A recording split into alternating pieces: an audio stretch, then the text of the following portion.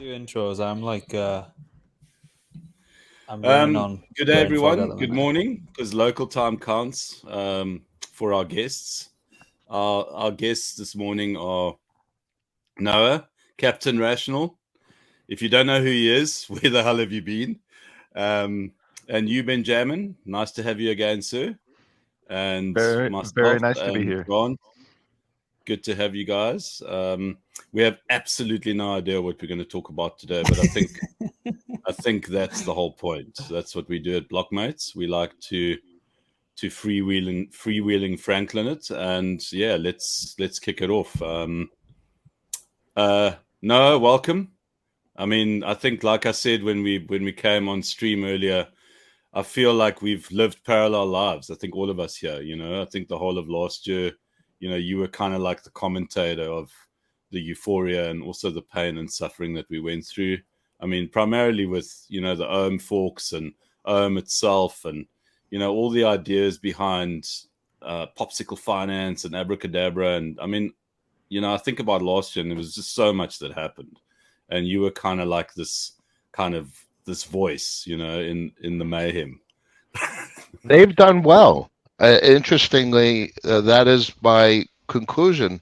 Heading 1 year past all of that interesting saga, the Ohm Olympus and the forks have head in different directions, and Danny and his projects have head in different directions. I mean, Abracadabra is still around, and Abracadabra is doing quite well, and Mim has a decent peg, and the cauldrons do exactly what the cauldrons were originally built to do. They're very effective and functional, and they're meaningful products that people wish to consume. So, when you're in the thick of it, and you're trying to digest it, it's very hard to. And what I like to do is I like to think, what's it going to be like looking back in hindsight?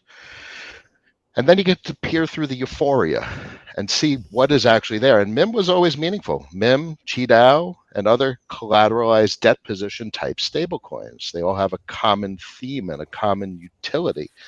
And, the euphoria was going to die down, but the technology was always there. And they've actually iterated on the cauldron design since then by changing, having the variable interest rates and stuff. And I think that solves some of the problems that they had. Go like early on where the leverage was just too cheap, and so people over levered themselves to the point where they minted too many MIMs, and then the protocol didn't really, like, especially in the case of like all the UST leverage that people were using, it didn't have sufficient ability to contract when the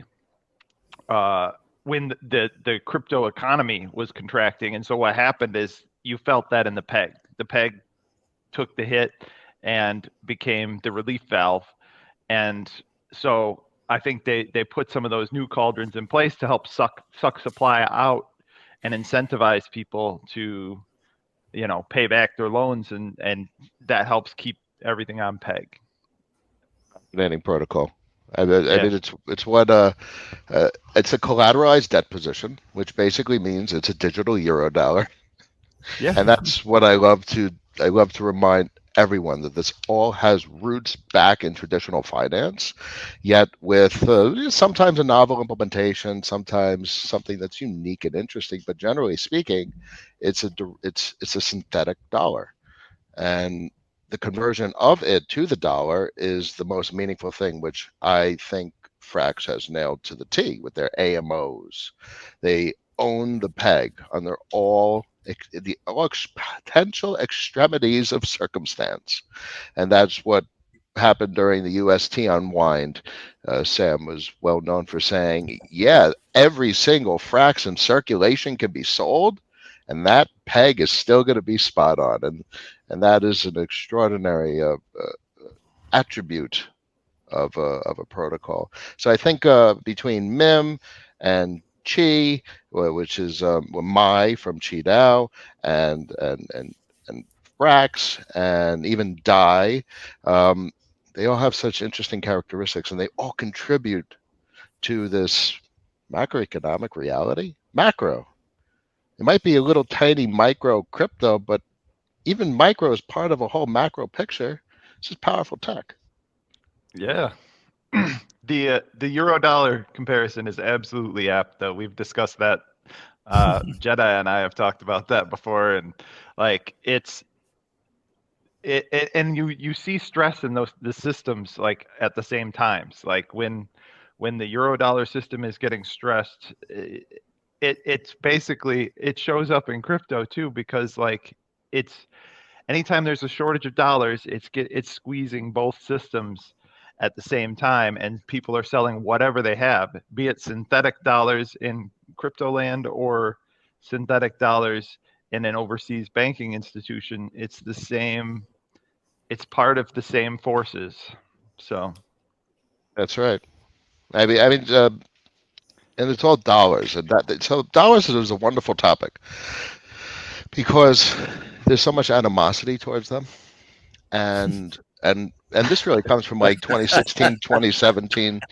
Everyone hated dollars. We still hate dollars, but I think I don't hate dollars. Well, Just for the record, I don't hate dollars.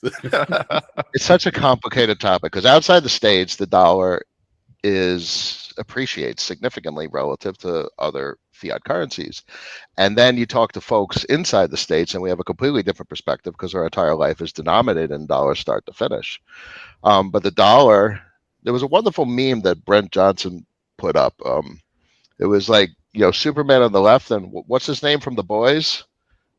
The Amazon show with the superheroes. It's like the pretty controversial Superman who goes around with his laser eyes and cuts off people's heads accidentally. So that's like the perfect example of what the U.S. kind of really is. That's funny. It's like, oh, sorry, yeah, we took out a country by accident. We tried to do the right thing, but I 100% ascribe to the Brent Johnson milkshake theory, because you can see it. It's happening right now. Look at all these countries like Pakistan and some of these other countries whose like peg is just getting decimated. Even China's having difficulty maintaining their peg right now. And Ben, can you give us an idiot's overview of Milkshake?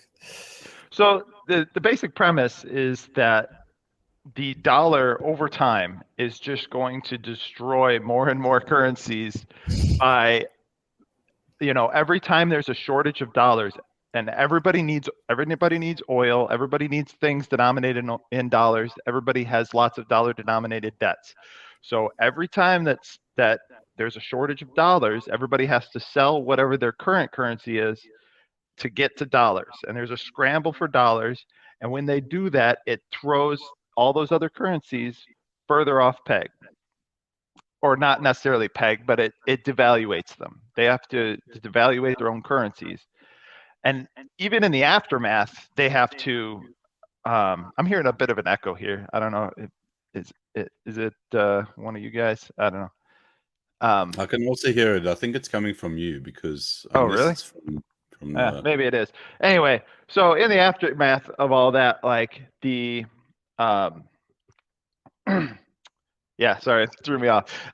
So it basically, as those currencies devalue themselves, a few of them break, eventually irreparably. And then what happens? They dollarize. And then now you have more demand for dollars than you had before, because now they have to go and dollarize and get more dollars. And so then the cycle just perpetuates until every last currency, moves to the dollar. And then that's when things will get interesting. That's when the animosity peaks. So Yeah. why is everything what's with the dollar? And then the reason why everyone wants a fiat, it's very interesting, because what is a crypto? It's and this is why I like to talk about the crypto markets as like an emerging market, but it's an emerging market of emerging markets, because what do countries do? A country says, I want to create a currency.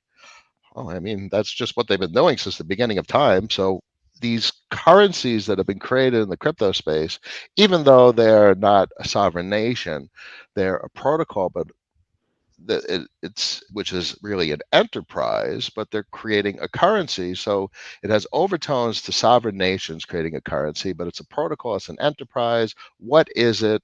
And but it still plays into the same dollar stresses that sovereign nations experience, where exactly what you're saying, when there is a lack of dollars, they will sell anything and everything they could get their hands on to get dollars to service dollar denominated debt. And that on the Forex market drives up the price of the dollar, which makes it that much more expensive to service dollar denominated debt, which means they have to sell more of their currency, more of any asset they could find. So the whole point, I guess, is that crypto fits right into this macroeconomic situation and has wonderful overtones of a sovereign nation's currency. And to really understand the crypto markets, you have to understand contextually exactly what you're talking about with dollar stresses and wonderful theories like the milkshake theory, because everyone loves a good vanilla milkshake. And it helps us get a sense of what's going on in this insane crypto market. Yeah. There's so many parallels between like traditional finance, like components, like very important ones. Like to me, CDP is just it's a repo transaction. Like collateralized debt position lending is a repo transaction where you take collateral. Like in repo, it's you take a US Treasury or some other Treasury, maybe Italian BTPs, but you take a US Treasury and you trade it for a reserve, a dollar denominated reserve, and that happens overseas in a bilateral way. Sometimes it happens, you know, in a centralized clearing fashion. But like, there are different ways of doing that. But that particular activity is exactly the same as I took my wrapped BTC, I didn't put it into the smart contract, I minted a synthetic dollar. It's the same thing. It's the exact same thing. Do you think these builders are setting out with that understanding though, or do you think that there's only a limited number of ways you can kind of move the jigsaw pieces around on the table that just end up reflecting what's already came? Or do you think there's actually protocols that have, actually done something novel that we don't actually see in the real world, so to speak? I think Danny understood that actually. Because I remember being on one of the calls early on when he was talking about how, like, being able, like, he's like, rich people, if they have a bunch of treasuries sitting around, they go to the bank and they say, hey, I need a loan. Here's some collateral. Give me $1 million.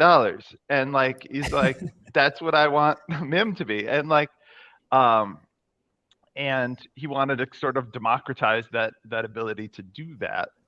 And I think MIM was very successful in that regard. But yeah, I mean, I think that there are those that do understand this stuff to varying degrees, and there are some I think that just understand the crypto economic world, and so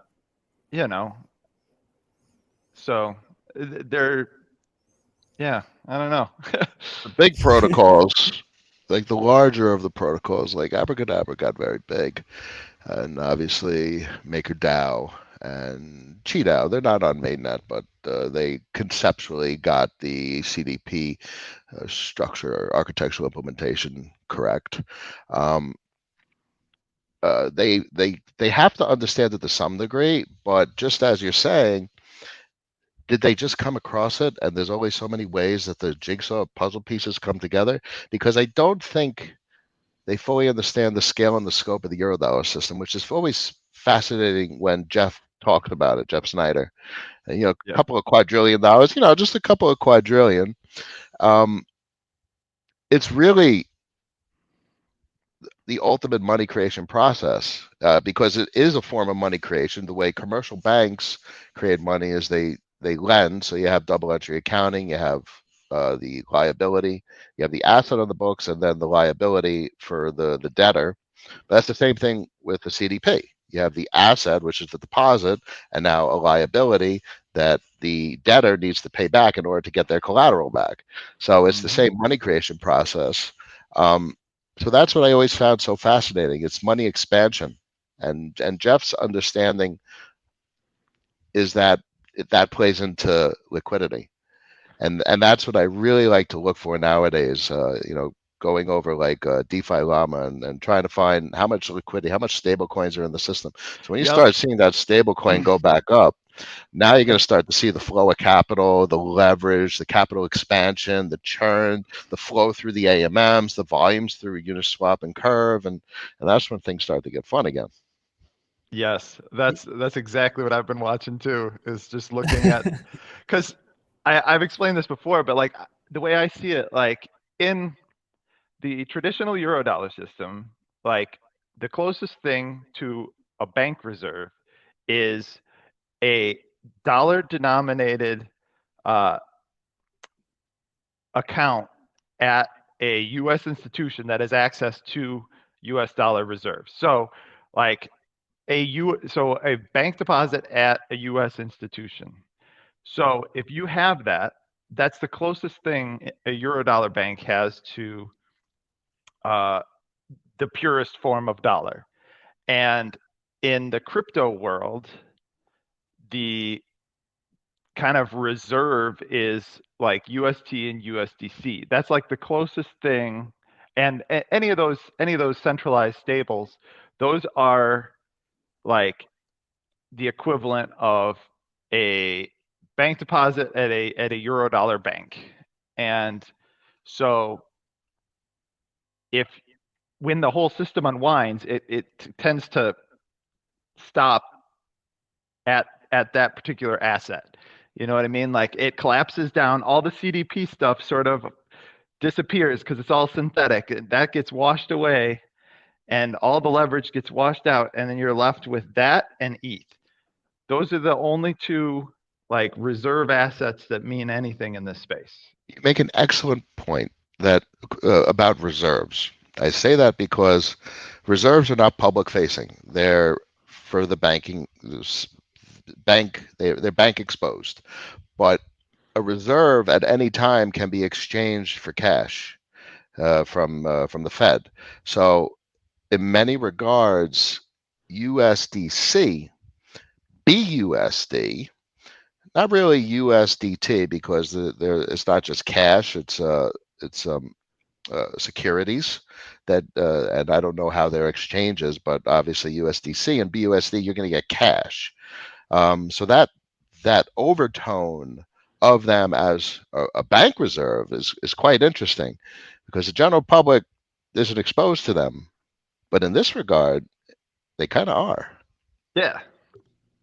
Yeah, it's an interesting way of thinking about it. Like once that kind of connection happened, I was like, oh yeah, like so, and that's why once you understand the Eurodollar system and kind of how it fits in, and you realize that crypto is really just a small little transparent microcosm thereof, it honestly helps you understand both, because the Eurodollar system is so opaque and difficult to figure out what the hell is going on with it. Like it takes a lot of research just to figure out like how these various pieces parts actually work.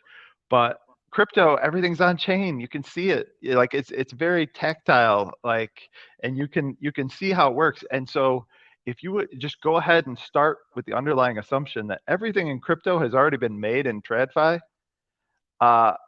and then just try to find the analog, it's a lot easier to understand how both of them work, because you go, okay, these are the problems that particular type of device ran into in TradFi, and you can extrapolate it to crypto, or you can look at the crypto world and go, well, here's the thing I do understand because it's all right there. I'm going to assume that this works a lot like that does. And so like it's very helpful to try to understand both worlds. So I've been following this quite closely, but particularly with the CDPs, because obviously a lot of them held up extremely well during, dare we say it, the UST debacle. But we're seeing a lot of protocols now, particularly the big protocols, scramble towards their own CDP stable or something akin to that. Do you just think those protocols, when they hit like critical mass, just all converge to the same point and have to go down that route for liquidity? So you've got Curve, you've got Aave with their GHO coming. I mean, they've got liquidity there, but I think if they want to keep liquidity around and not reduce opportunity cost for the liquidity providers, the ideal place to go then is CDP. You're I getting think that sticky liquidity staying in. I guess what I think about is that like each of these CDPs has its own risk profile, right? It's like a bank that has its own risk profile. It like Mim was letting you leverage up Shiba, My God. and and you had Maker who was like looking at Those Mim like, liquidation fees what are the good, hell though. are you guys doing? Because I mean, most of DAI is collateralized by USDC, and so there's very different risk profiles there. So much akin to like different banks have different risk profiles. Some decide to take more risk. Sometimes they get wrecked. Some take less risk. And the thing that doesn't really translate in the crypto world versus the like traditional banking system is that in the traditional banking system, a dollar is a dollar. Like that peg is considered, everything trades at par. That you don't have, Even a peg. yeah, It it's not is. even a peg. I mean, it is. It's a synthetic peg in that everybody just assumes that you're trading at par until the government comes and says, "Hey, you don't have enough assets. We're shutting you down." Whereas in crypto, it almost makes it a less interconnected system because you have that peg that can express the various degrees of confidence in the risk decisions. Like when all's going to hell, you see that confidence level in a particular stablecoin express itself through the peg, and in the traditional financial system, it doesn't quite work the same way. I mean, like you see it in like credit default swaps and other stuff, but like you don't see it in the peg. And I feel like what happens in crypto, which makes it a little bit more of a stable system, is that you actually see during these periods of like flight to safety when Three Arrows is getting liquidated, like you see I remember USDC getting up to like $1.08 that night. Like, and so if you are invested in these stables that make good risk decisions, like you benefit from it. Like there is an actual like it doesn't have the same level of moral hazard as it does in the traditional financial system where it's like, well, the government will bail them out, whatever. I look forward to non-bailed out financial uh, misdoings, or the natural way things are supposed to go. If something messes up financially, it's supposed to go bye-bye. And that's why we've gotten into this situation. Whether crypto is truly a manifestation of just policy error or not, that's an interesting thought experiment. Because I would like to think there is some technological innovation, especially with regard to disintermediation of revenue. That's something that doesn't exist. Whether the monetary policies that have been created in the crypto space are just because the Fed has juiced liquidity and done what they've done, and now they're trying to contract it and all. But that's where we are in the market. But there is novelty. It must be the case. What are shares with a company? What is share issuance? It's inflation. They're diluting the current users and they're increasing supply. And what is a reverse split? They're reducing supply. So they're playing monetary policy at the share issuance level. So shares in so many regards are like a currency, except it's a pain in the ass because you have to go through a brokerage house. And obviously, what are cryptos? Cryptos are, in many regards, like shares of an enterprise. So, I see the same thing everywhere. It's just monetary policy, inflation, deflation, disinflation, incentivized supply disruption. And then that's what's the difference between a dividend and 0.02% weekly transaction fees from Curve? It's the same thing. Yeah.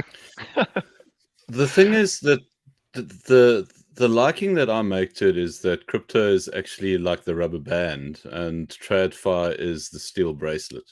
There's zero flexibility versus the flexibility. That's all it is. And they're ultimately doing the same thing. And I think, Ben, you were correct in saying that, look to TradFi if you're trying to understand what's happening in crypto. And I think that's kind of maybe the alpha on that one. It's like, if you want to know what the hell's going on, just check what's happening in TradFi. What's happening with the tokenization and the idea behind a project. Well, look at how shares operate. It's the same principle at the end of the day. I mean, it seems like it anyways.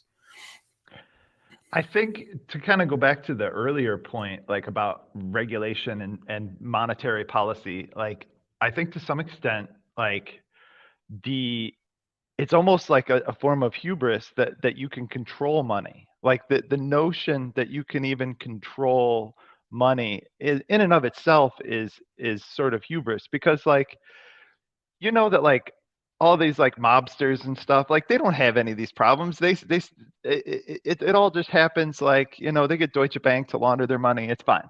Like, but like to some extent, but like, I think that some of the like monetary policy choices that we've made have actually made this Eurodollar and crypto system bigger, because what happened is basically after 2008, you had the financial crisis where they had to bail out a bunch of banks, and they don't like that. It's politically very unpopular.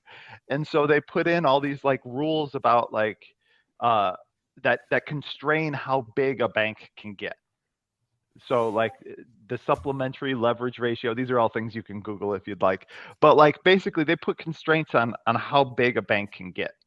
And the problem with doing that is then when trouble comes up, the banks don't have the ability to expand their balance sheet and just make money to fix the problem.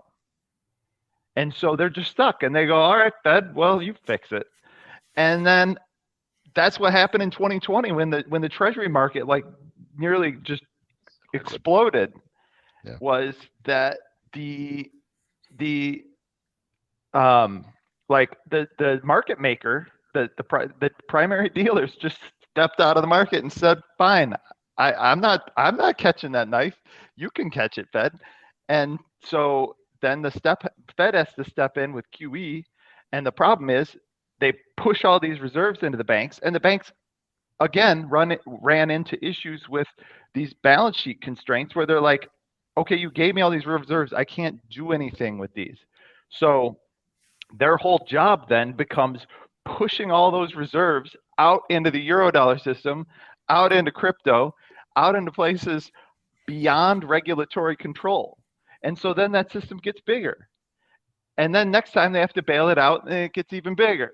And so like, and you see that expressed in the Fed balance sheet as it gets bigger and bigger and bigger after every single one of these, because you're seeing more and more of the financial activity happen outside of the regulated entities and into the Eurodollar wilderness.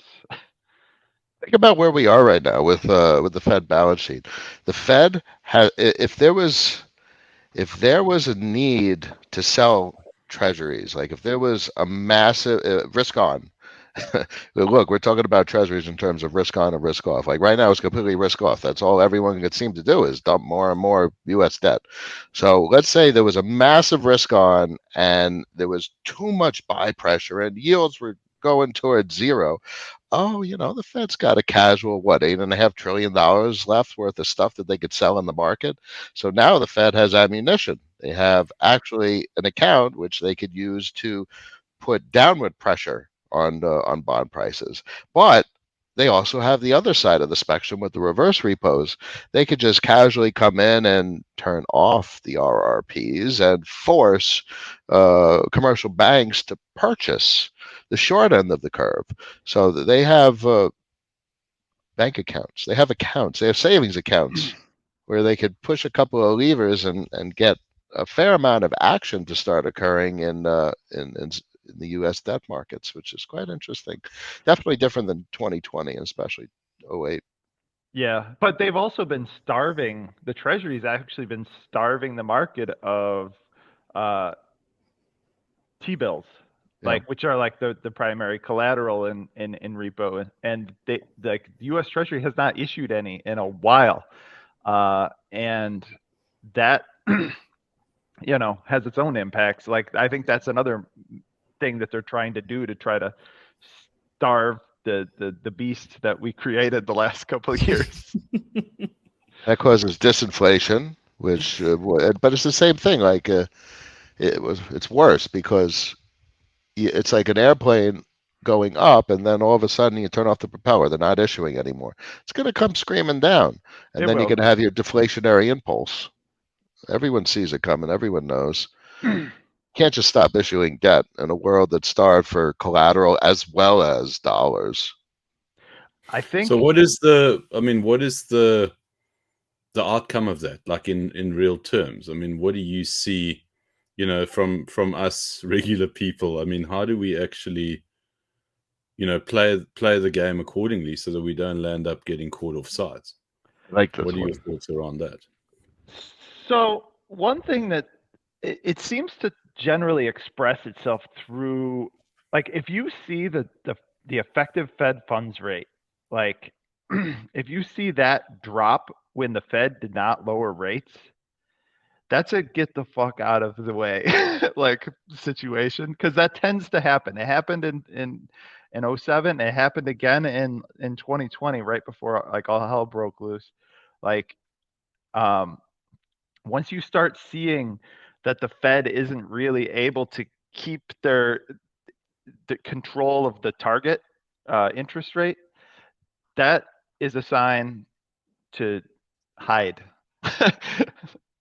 So, I like the sentiment regarding, and that's fear, and I appreciate that. So what have I thought about over the last, especially year, and really is the foundation of everything I talk about is contrarian concepts and how to do things really different, how to be ultimately rational, if that's actually possible as a human being, because we're inherently subjective.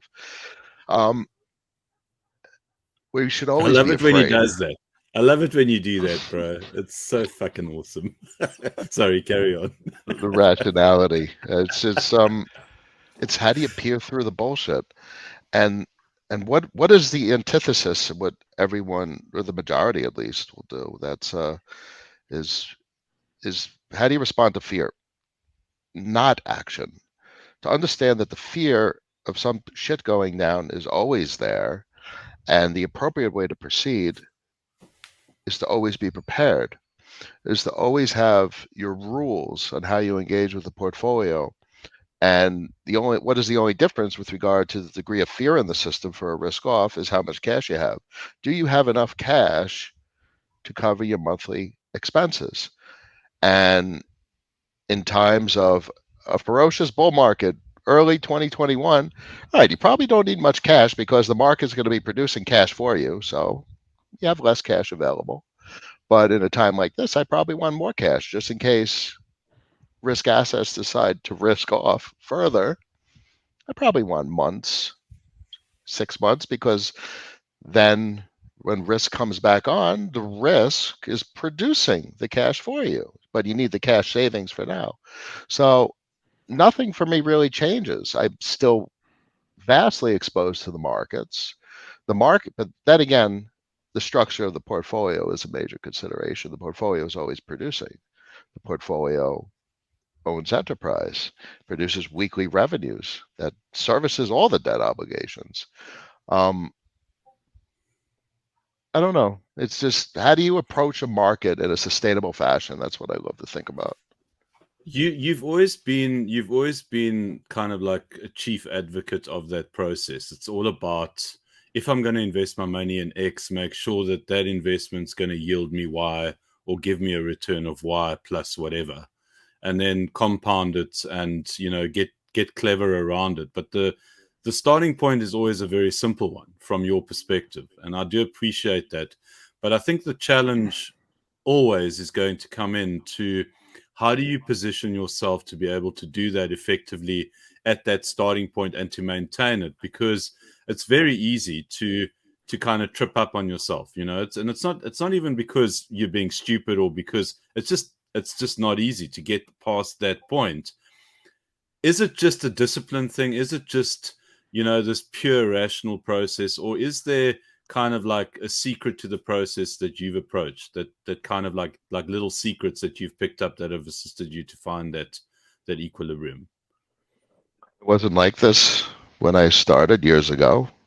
5, 10, 15 years ago. I was a very different person over the years. It's a process of realization.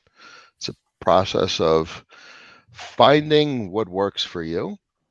And there's nothing that I could say as an educator, how people could find it for themselves, but I could encourage what the behavior that I have found to be the most sustainable is less action rather than more.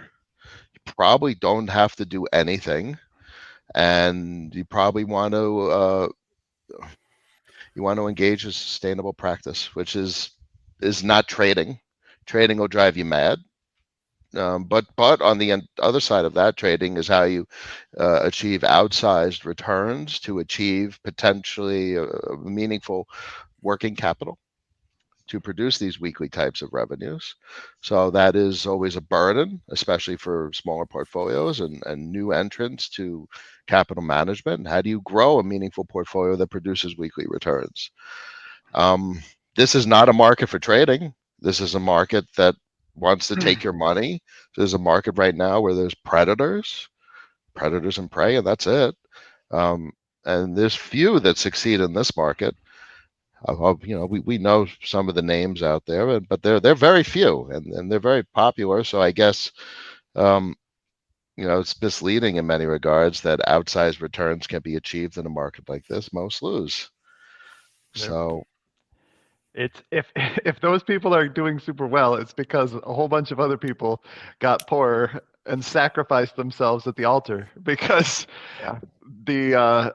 I mean, right now it is a PvP market. Like it is nothing but chop. Like there's no new money coming in. So the rising tide is not lifting all boats. There's just some boats that are getting bigger and bigger because they're taking your money. So if you're one of the boats getting smaller, maybe just stop giving them your money for a little bit.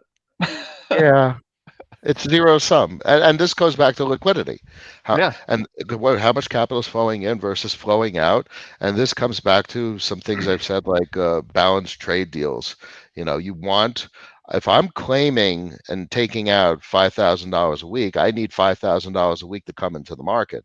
And what does that mean? Like an emerging market, like a sovereign nation, why would money come into the market? Money comes into the market to pursue opportunity. It comes into the market to chase enterprise. It comes into the market for the same reasons cash is flowing into the Brazilian stock market, because there's opportunity where something's being created, some product is being offered, and that's not something that's happening right now in emerging markets worldwide. Capital has been drained, liquidity has been siphoned off merely to service debts. So, yeah. So I got a risk management question for you here. So how do you handle a situation where a particular, investment has become too much of your portfolio because it's done too well? Do you believe in rebalancing, or do you, how do you handle that? Wonderful question. So capital flows from underperforming to outperforming. You want to sell losers to buy winners. So what does that mean? That ultimately means the portfolio gets more concentrated over time, and you have less and less positions. And you ultimately, at some point, could find yourself with one position, the ultimate winner that has performed the best, that is the most productive, that you subjectively feel is going to be the most significant asset of this decade. So, but that's obviously not optimal. So you've for- described where I was in October 2021. Go on. You want to diversify, but diversification is safety. Diversification is protection. Diversification is if there's invalidation of a narrative, there's backup. You always need backup. So, I'm a fan of concentration. This is what Buffett talks about, and Munger. They hate the crap out of the crypto space, but those boys would sure as hell be doing very well in the crypto space using just simply traditional value investment methodologies, which is literally the core of everything I talk about nowadays. 30, 40, 50% of a portfolio I could see easily exposed to a single asset. I like 10, 15, 20% chips, and there's always 1% chips are very nice. 1% of the portfolio to 10% changes everything, I often say, and those are your obviously risk. 1% max risk. 15, 20%, probably don't want to take too much risk with 15 to 20%. And 50% of the portfolio, you better be like, oh, this is the bedrock of this entire system. If this thing goes down, it doesn't matter. I'm getting a job at Walmart anyway. So that's risk management. Very good. I like that. That's probably a good framework. That probably would have helped me a few months ago. I know a lot of people exposed to Luna, and I that dodged was that one. horrible. Yeah, very fortunate.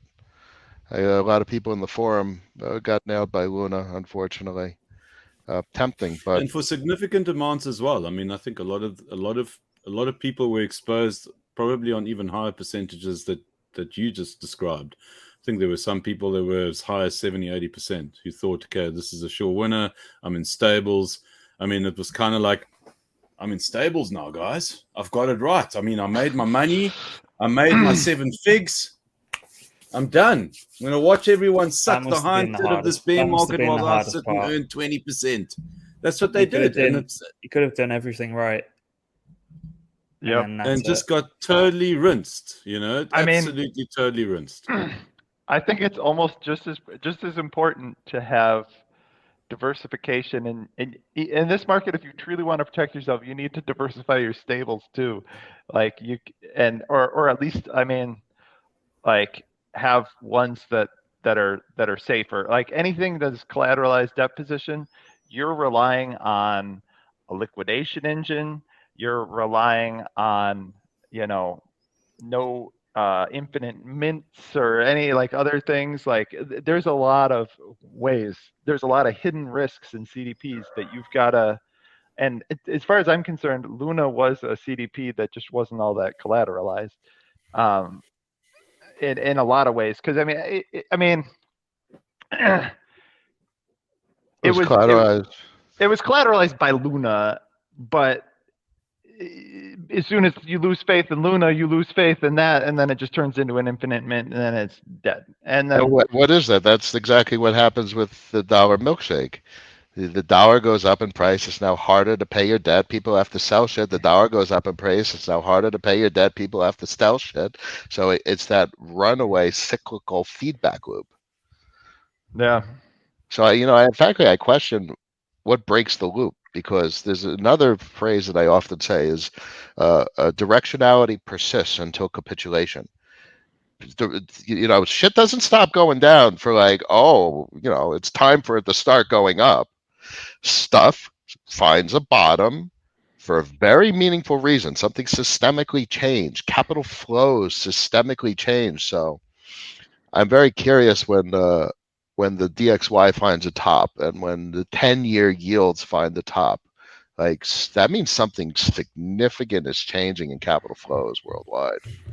I think it'll be interesting to see what I have a theory about what will cause the blow off top and like in the DXY, in the Dixie, and the DXY. Like, I don't think we're there yet. I don't think we're there yet. I don't think so Not either. until the Europe situation has reached peak insanity, I think will Correct. the DXY peak. And I think at that point it'll be all right. Now it is peaked. But like, I think what's going to cause that is when you get some sort of European like repo blow up, because so much of Italian BTPs make up like, it's like 33% or like 30-ish%, 40% of the collateral in European repo.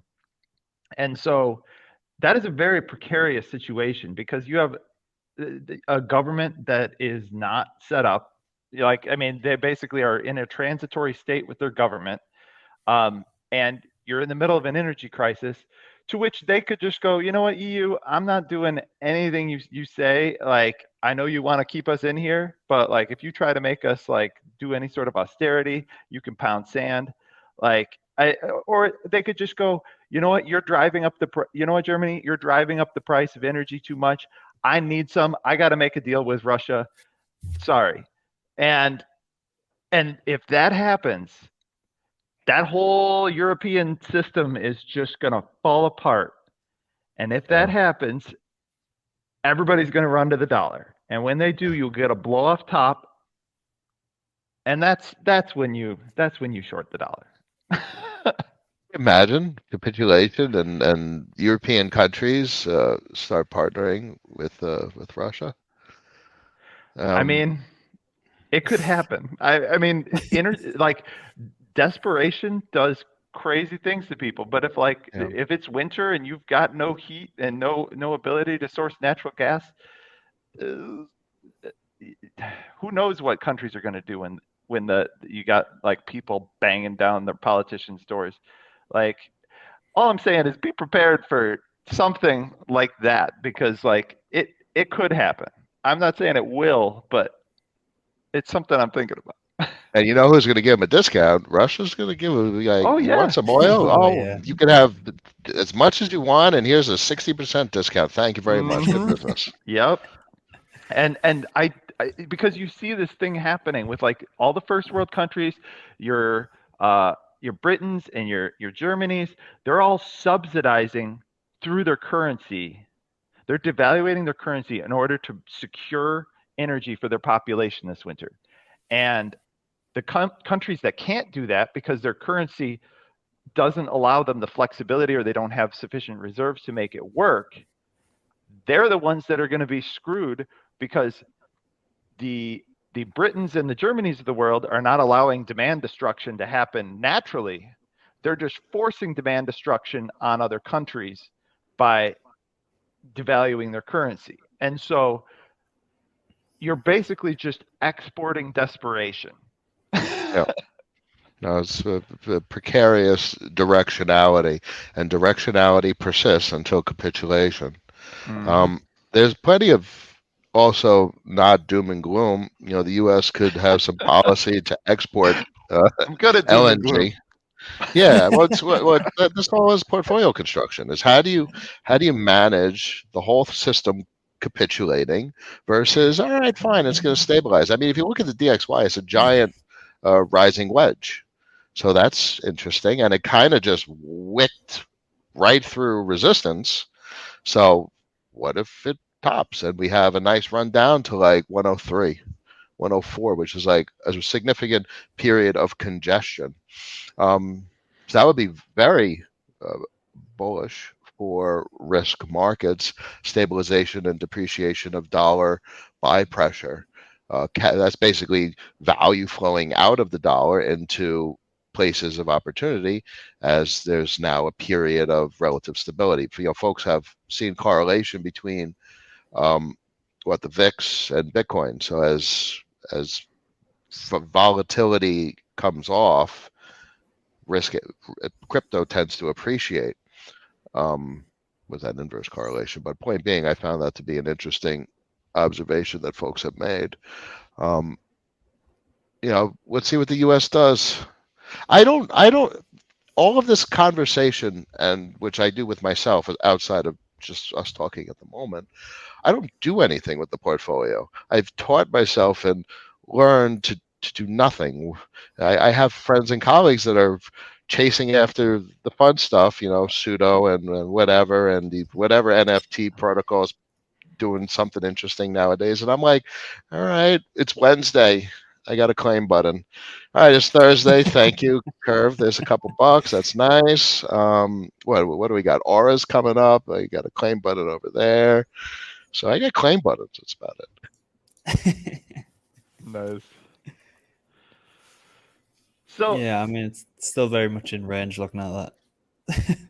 another thing I wanted to talk to you, Captain, if you don't mind me changing the subject slightly, because I know you're big into Curve. And one of the things that one of my like main concerns with Curve, and just looking at the TradFi system, it has basically gone to a sort of just-in-time liquidity, basically. I mean, that's how Citadel became Citadel, was by becoming a giant market maker that, you know, gets, part of it's just the exclusivity and getting the order flow and all that sort of thing. But like, one of the things that worries me is that like the Curve ecosystem is sort of inherently capital inefficient, and it over time is designed to become more inefficient, because in order to, because it sort of entrenches the same players that have, everyone that's already gotten the Curve tokens and stashed them away. Like it doesn't really allow for new entrants into the federation, if you will, like, because it sort of ossifies a bit, and then you've got this giant pool of liquidity. But as those Curve token emissions disappear, I guess my question is, like, you have this giant V2 style liquidity, and I guess, how do you see that playing out in a V3 sort of world, where things kind of, as the time frames of block sizes, as more and more liquidity is pushed into L2s, where you've got block sizes that are bigger and things are going faster, and you can kind of like, basically things are going to move closer to like a high frequency trading sort of world. I mean, I think that's sort of inevitable eventually. One of the beautiful things about Ethereum is the fact that because the blocks are only so often, it sort of forces this sort of auction system. But like the L2s, that won't necessarily be the case. And like, if you're not the dominant place of order flow, how are those LPs not getting wrecked? So there's a lot to think about. Mainnet versus L2s will have probably different participants, because it's just simply not the same speed. And my expectation is it's going to be extremely expensive to operate on mainnet. You know, there's no reason in the next year or two, 3, 4, we can expect it's going to be $1,000 plus a transaction. And what does that mean? Historically, as per what happens when things are expensive, it attracts the bigger money. You know, look at all just the luxury brands. It attracts bigger money. Look at more expensive stock prices. Who's buying large quantities of BRK or their B shares, or their big B shares at what, $200,000, $300,000, $400,000, $500,000 a clip? It's the big money. So I expect mainnet to be very large actors. You know, talk about like banks popping in, you know, 100 mil, 2, 3, 4, 500 mil.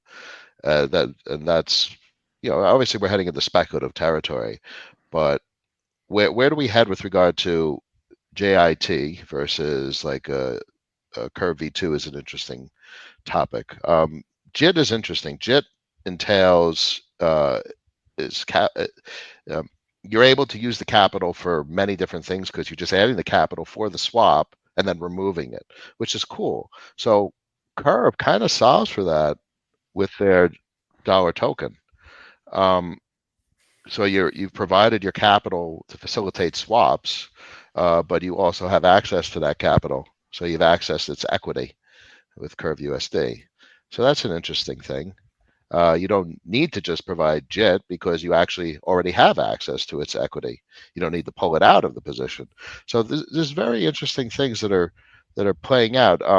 And with regard to like capital efficiency and concentrated liquidity, I remember when Curve V2s were coming out and they were showing us their curve, and it was basically trended towards infinity for every swap. So it's like infinitely deep liquidity for every possible price point. And that's basically how the V2 pools manifest with regard to uh, the, the chart that it depicts. And I always found that fascinating. I think with regard to who's better, who turned the risk of a protocol slipping into second most awesome. Great. Apple is never triumphed over Microsoft, and they've done pretty good. I think Apple's a well-known brand. They may never have beaten Microsoft at business. Microsoft completely owns business enterprise, and Apple, second best. They've done okay in the industry. So second best is pretty good in a world of quadrillions of dollars. So hey, with Curve with the VE, that's another topic. So obviously anyone with size could come in and just buy like a couple $1 million worth of Curve, and you have significant power. Why do I say you have significant power? The vast majority of Curve, over 51%, is owned by protocols, which they're voting in their own interest. They're not voting in. They're not receptive to bribery, incentivized voting. So that's an interesting thing that I think will play out. I think V curve bribes will be quite scarce for retail participants. I know for me personally, I have like 10. When I vote, I'm getting 10% of the bribes on, and I don't. I'm not the largest actor in the room. I'm a relatively small actor, but there's just not a lot of retail participation, which is quite interesting, and that's because of the 4-year vote block factor. And because of the fear and the risk associated with what happens if the narrative for this protocol is invalidated. So retail is not locking, which is preserving relatively large opportunity. There's probably $1 million a week spent on VE-CRV votes. And there's not a lot of VE curve voters that are accepting that capital. That is interesting. That smells like alpha to me. Let's sell the house. Well, I mean, but again, you're locking. VE is locking. So, and you lock it for 4 years. That's a significant amount of time in crypto land, and so it is not without risk.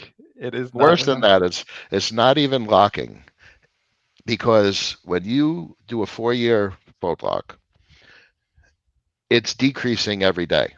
Your voting power. So by the time 3.5 years comes along, you got $1 million worth of VE-CRV, and you're getting basically nothing for bribes, and you're getting no transaction fee revenue, and you have no voting power. So it becomes useless over time. So I would argue that the way they built it was the way that, I think about that often, whether they built it intentionally like this, or or as you said, Grant, is a manifestation of how many possible ways could things be built, and this is how things are playing out because of how they were built. Did they build it with that in mind, or that people were actually going to let the 4 years slowly unlock? Or was it really just like, all right, just lock it for 4 years. We know nobody's going to wait for 4 years for it to unlock, and 4 years, it's a permanent purchase. And that's the way I think of it, as a purchase. I'm never going to let this shit unlock. It would be so irrational to let my voter escrow unlock over time. It makes no sense. So can you say that's dwindling down over, like, if you've got a 4-year lock and over 1 year you've got 75% still in bribe and VE and voting rights effectively. That 25% that has unwound, you can just immediately relock. You can't do Yes. jack shit with it. You can't if you can immediately relock it, but if you do nothing with it, you are literally just it's lost. You'll be able to sell it at the end of 4 years, but I don't know. That just seems like a wasted weekly revenue opportunity. Do you think that Convex was like something An inside that? job. Well, exactly. That's exactly where I'm going, because like Convex to me seems like they realized the game theoretical hole in this plan, and they said, "Oh shit, we just basically created Hex with an AMM," and then. And so they're like, we need somewhere to put all this crap so that nobody can ever unlock it. Yes. So then they created Convex. So Convex is without Convex started everything. If you look at the chart, Convex is what started Curve's appreciative cycle. It created the first disinflationary pressure on the token emissions, and it started to allow market participants to see what it could potentially be used for. And it's really the voting on the gauges. I mean, that was there since the start. Curve always had the gauges. So I don't think about it so much. Did they think about all these game theories about where it would head? And I really think a lot of it was just it worked out this way. Like they never saw Convex coming along and starting the really what I describe as the federation, but they didn't think of these words when they were creating the Curve protocol. They saw the gauges, but they thought the gauges. In fact, that's interesting. The gauges would do what it's doing right now with Convex without Convex, but it would have taken more years, many more years. But I guess at a certain point, when you get to the end of the curve, right? Like, because their emissions curve is kind of logarithmic, right? And so when you get to the end of the curve, and there's fewer and fewer, the new emissions is becoming less and less of the total emissions. At that point, if you have a shock to the price of Curve itself, the incentive to provide liquidity goes to basically very little, and then you could probably get like a feedback loop where it all just leaves because there's little incentive there. But by locking all those tokens away so they can never be sold, it's almost a protection against that very mechanic. And it's a weird dynamic, and it's a weird system that's sort of been created there. And it's like, yes, those are all locked and they're in Convex, like, but does that change the inherent nature of Curve sufficiently to prevent a liquidity flight in a that sort of a situation? But I don't know. I don't know the answer to that question. It scares me, but but I don't know. There's your risk, but that's the risk reward calculation. If in the future there is not adequate buy pressure on CRV, there's a potential for liquidity outflow to be recursive, and just the liquidity leaves the system because the Curve price doesn't incentivize LPing adequately. But on the other hand, the potential destination for the protocols are third-party federation components are just providing endless buy pressure on the token, and there's a reason for them to do it because they want to vote where the liquidity goes. Right. So and it's not to kind of circle things back, like that is why to some extent that's why the US dollar has become what it has, is because it's got the deepest liquidity. I mean, a lot of what happens in the financial world is because of deep liquidity. Like, people like to assume that, because some politicians made a deal back in the 70s that's why we denominate oil in dollars. But like, that's getting the cause and effect completely backwards. What's it? They after World War II, if you had a bunch of oil to sell to the entire world, do you want to sell it where there's no liquidity, or do you want to sell it where all the liquidity is? Because everybody else after World War II was absolutely wrecked. And so obviously the Saudis denominated their oil in dollars because, hey, we've got oil, they've got lots of liquidity over there in dollar land, we'll use that. And so they start denominating in dollars. And it's the same thing. Like, if you have a giant pool of liquidity, that is a quality all unto itself that carries a premium. And it's important to look at that as a thing to be respected, because having a giant pool of liquidity is a feature that very few federations, as you like to use, very few of those possess it. So how do you incentivize a pool of liquidity? So the curve monetary policy has been quite interesting, to say the least. Where it heads, clearly there's a risk profile associated with it. But as we draw analogy to sovereign fiat systems with regard to disinflationary emissions, or at least deterministic monetary policy. It's not a comparison. It's the antithesis of what sovereigns do. So sovereigns have their mutability, but it's subjective. But the Curve's monetary policy is in contract form. It's deterministic. There's no subjectivity. This monetary policy will be less every single year in August, no matter what anyone wants. You can't go to court. You can't get a court order. And if there is an adequate quantity of third-party participants that start to fight over gauge control, Curve will become increasingly scarce, increasingly dominant, or more dominantly controlled by protocols, because the protocols will be fighting over it in, Pyrex, CRV, CVX, CRV, or whatever derivative, maybe liquid blocker they want to make. It's irrelevant. What's pertinent is it's not owned by a retail participant. So that's where I argue the most interesting opportunity in the crypto space is just being a retail owner of a base layer component that's being fought over by relatively large market actors, protocols that have millions of dollars of capital at hand. If you don't like and subscribe, I'm gonna hunt you down. What I'm gonna do. Yeah, I'm gonna hunt you down and steal all your ETH proof of work coins.